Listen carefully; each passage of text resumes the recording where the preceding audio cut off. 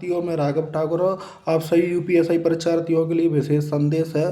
साथियों, आज ट्विटर पर अपना ट्विटर कैंपेन लगातार सुबह 10 बजे से चल रहा है, जिसमें अपने 4-5 हैशटैग में से 2 ट्रेंडिंग में भी आए हैं, यूपीएसआई की वेटिंग लिस्ट और यूपीएसआई की रिजर्व लिस्ट।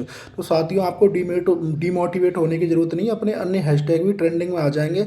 आप अपने अन्य साथियों को भी ट्विटर कैंपेन से जुड़ने का कार्य करिए और आप ट्विटर पर लगातार अगले 2-3 घंटे के लिए सक्रियता दिखाते हुए मेहनत करिए और अपनी जीत सुनिश्चित है।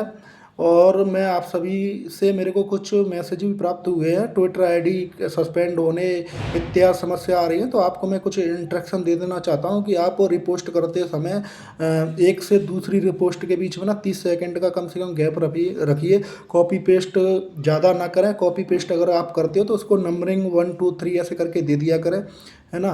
और आप कुछ ना कुछ अलग लिखने और टाइप करके पोस्ट करने की कोशिश किया करें। और जितने भी मेरी पोस्ट हैं उस पर कमेंट करना आपके लिए अनिवार्य रूप से ज़रूरी है, क्योंकि जितने आप ज़्यादा कमेंट करोगे तो संबंधित व्यक्ति तक आपकी सीधी बात पहुंचेगी और वो आपके लिए कार्य करने के लिए विवश भी होगा। और साथियों, मैं आपको बता देना चाहता हूं कि मेरे पास कुछ ये भी मैसेज आ रहे हैं कि वो कुछ टीचर अपना साथ नहीं दे रहे हैं, कुछ यूट्यूबर अपना साथ नहीं दे रहे हैं। तो साथियों, मैं बता देना चाहता हूं कि आपको पता है कि कितने टीचर, 2 3 4 टीचरों को छोड़ करके कोई भी आपके साथ नहीं है। कोई भी नहीं चाह रहा है कि ये वैकेंसी इंक्रीज हो। अगर वो चाहेंगे तो उनके कोर्स कैसे फिर बचेंगे। और यूट्यूबर्स का भी उनको सिर्फ व्यू से मतलब है, बाकी आपके इंक्रीज हों या डिस्क्रीज हों उनसे उनको कोई मतलब नहीं है। तो साथियों, आपको अपने हक और अधिकारों की लड़ाई स्वयं ही लड़नी है। आपके लिए लड़ने के लिए कोई नहीं आएगा।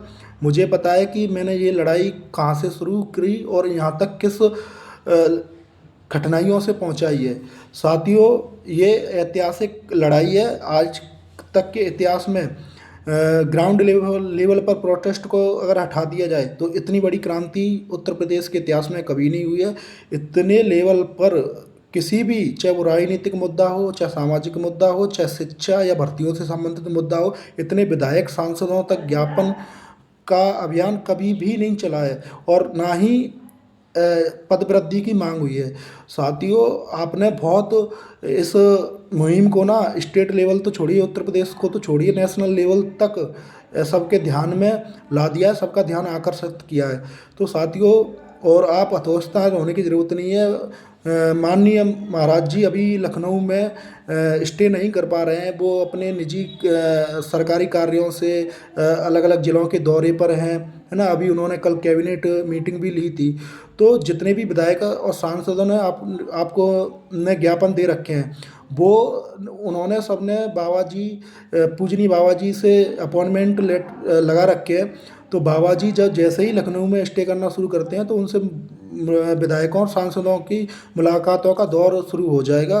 बाकी सभी सांसद, विधायक, मंत्रियों के लेटर तो महाराज जी के पास पहुंच ही रहे हैं। जिस दिन महाराज जी अपने ऑफिस में लगातार बैठना शुरू कर देंगे तो उनकी टेबल पर सभी विधायकों, सांसदों के लेटर वहां पर रखे मिलेंगे आप लोगों को।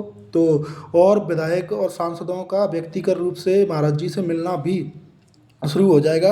तो मुझे नहीं लगता है कि महाराज जी इतनी मात्रा में विधायक सांसदों के लेटर और विधायक सांसदों के वार्तालाप, संवाद और उनका निवेदन के बाद आपकी मुख्य तीनों मांगों को ठुकरा पाएंगे। और साथियों, आपने स्पीड पोस्ट से भी सीएम आवास के लिए पूजनीय बाबा जी को 2000 से ज़्यादा स्पीड पोस्ट की है मेरे डेटा के अनुसार।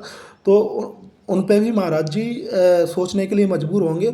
और महाराज जी ने पिछले 2-3 साल से ना युवाओं और छात्रों के हितों में, खास करके उत्तर प्रदेश पुलिस भर्ती बोर्ड की भर्तियों में बहुत ही सराहनीय कार्य किया है। उन्होंने छात्र हितों को ध्यान में रखते हुए बहुत ही साहसिक और ऐतिहासिक निर्णय लिए हैं। चाहे वो यूपीएसआई भर्ती अपनी 2025-26 जो चल रही है, इसमें एज रिलैक्सेशन का मामला हो, चाहे यूपीपी भर्ती 2023 के एज रिलैक्सेशन का मामला हो, चाहे यूपीपी 2023 भर्ती का री एग्जाम का मामला हो, चाहे यूपीपी भर्ती जो वर्तमान प्रक्रियाधीन है 32 प्लस पदों के लिए, उसमें एज रिलैक्सेशन का मामला हो।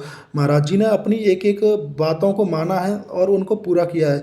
और चुनावी दौर को देखते हुए, अगले साल चुनाव है, तो मुझे लग रहा है, ये आभास है कि महाराज जी जरूर छात्र में निर्णय लेंगे। उनके लिए कोई बड़ी बात नहीं है। मुख्यमंत्री जी के लिए एक आदेश, मौखिक आदेश ही देना है कि 2000 पदों की वृद्धि कर दी जाए। तो आप सभी हिम्मत ना हारिए और हौसला दिखाते हुए